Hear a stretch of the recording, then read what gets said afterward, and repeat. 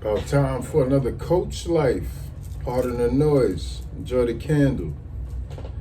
We went to the girls' softball game in Central Park yesterday. It was fire. I think it was my first softball game, and it was down 0-1. It was tense, and then they went on a run and open. It was crazy. It was beautiful. Birds was flying by, and the Central Park grass was all green, and everything was green, and it was just lovely. And why am I telling it? Oh yeah, so after the game, me and some of the woes, we walked down. We just walked just around in the 80s, tried to hit the Met to use the restroom, which is wild when you think about it, but they was just closed.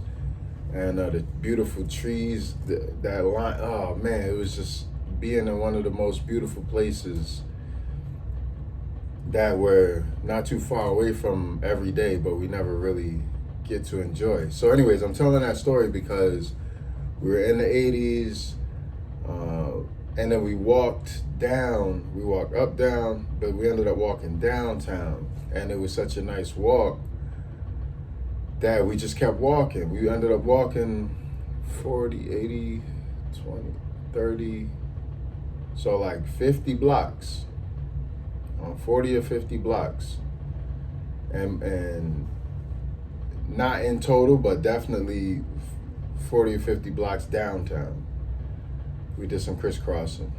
The reason I'm saying that is because while we was walking, I was remembering when me and Kane, I forget what summer that was. It was right after college, and fresh to the world in New York City, and we walked. We didn't even know it, but we had both decided in a similar time frame to just walk and try to get a job. And I think he walked from like 125th all the way down to the lower. And I had walked from the lower all the way up to like 100 and something. And correct me if I'm wrong, but we might have also walked back. So hundreds of blocks trying to get a gig. And people forget, when we came out of college, it wasn't a lot of jobs. Like I wasn't trying to go to, I was like, American Apparel, will you hire me? They're like, no. I'm like, damn. So it was a rude awakening. There was not a lot of jobs, and but it was a beautiful way to get to know the city, is my point. And then of course my time for wings, when I was floating, I got to know the city intimately. Every block it felt.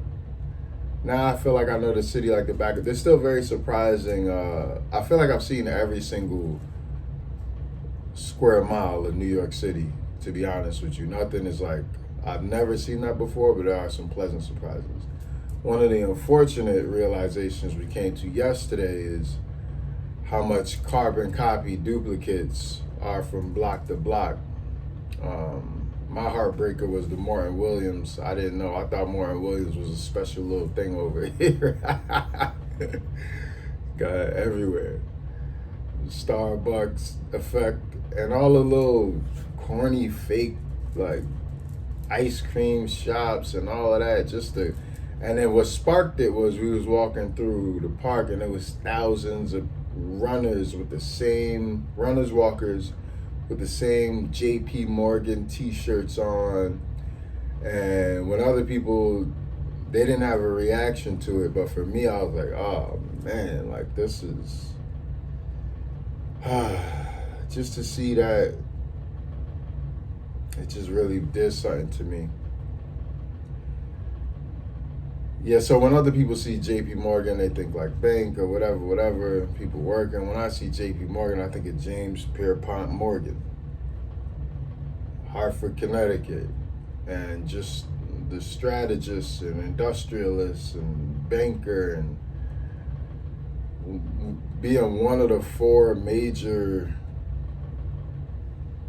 contributors to America as it is now in terms of capitalism and the aggressive pursuit of competitiveness, where Don't get me wrong, I'm not knocking it, times are times, but I just have such a different way of seeing life and expressing aliveness.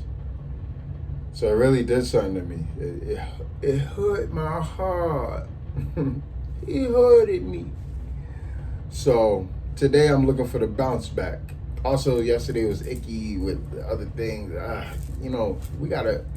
It's time to process. Let's process. Oh, and then when I got home, all the graffiti outside my spot was painted over with gray.